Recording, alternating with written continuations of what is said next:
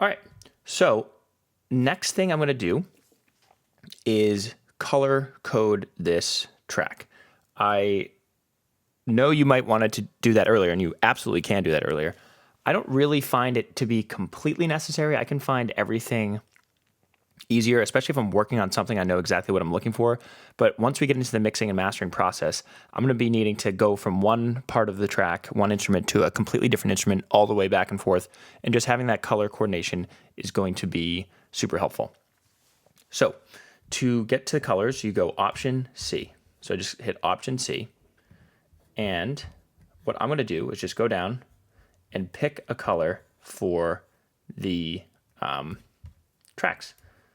So you can just go the top row, bottom row, middle row, whatever. Sometimes I like to mess with it or change it up.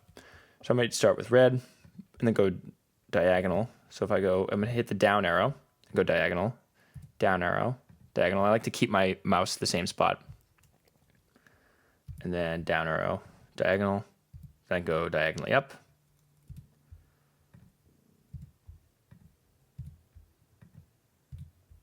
Just continuing to do this. So now that I've gotten to the track stacks, I'm going to open them up, okay? Because I want them to all be different as well. So I know that I'm going to go here. So when I open this up, I'll have this entire track stack go here. And then I'll keep going down, here, down, here, down, here.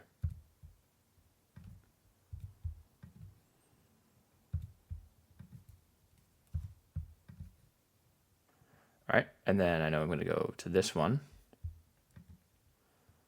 for the next. So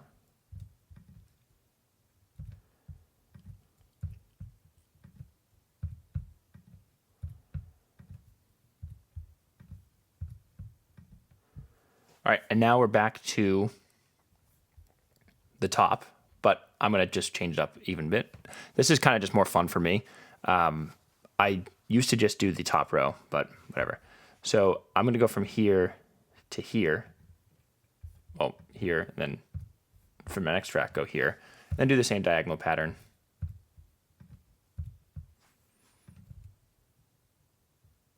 All right, so now I have a new track stack. I'm just going to open all these up.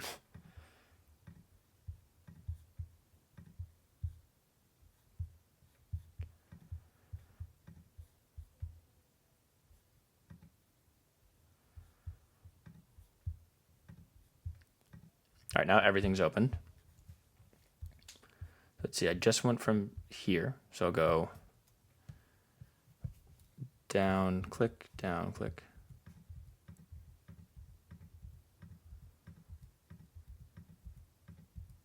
More efficient this way.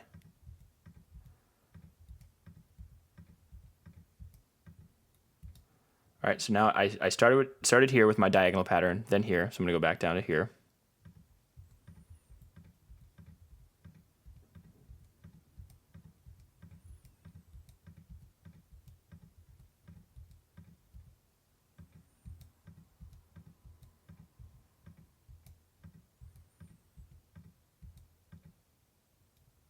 And then here.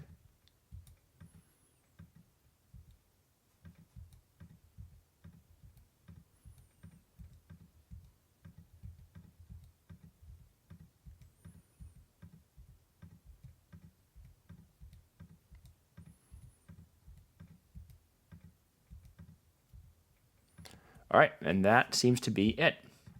So now, when I open this up, it is much more aesthetically pleasing. It looks better. And it is better in terms of organizing. So I'm going to close all these now.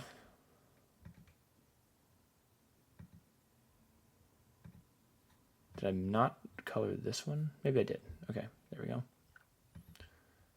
All right, and for some reason, if I create any new regions, I just want to show you guys a cool command you can use. So now I'm going to zoom out. So I'm going to highlight everything. And then I'm going to go to Functions and then Color. So if I wanted to color the tracks, that means that like if I had this track be red, then it would create a new red region. I could do that. I could color the track, but I just colored all the regions. So I want to color the track by the region color. So what it's going to do is going to take the track and assign it the color that the region is. And since I just assigned the region the same color, it's going to work great. So I'm going to hit color track by region or cell color. And now if I create a new thing, which I'm not going to, but this could be helpful if you wanted to color your project earlier. Like for instance, if I create a new kick drum here, it's red. This one's going to be like brownish orange or whatever. So that's just a cool little coloring trick.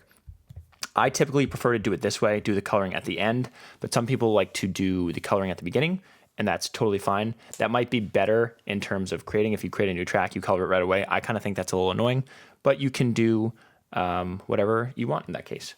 All right, so I think I'm very happy with our overall organization of this track. The next step is going to be to sidechain.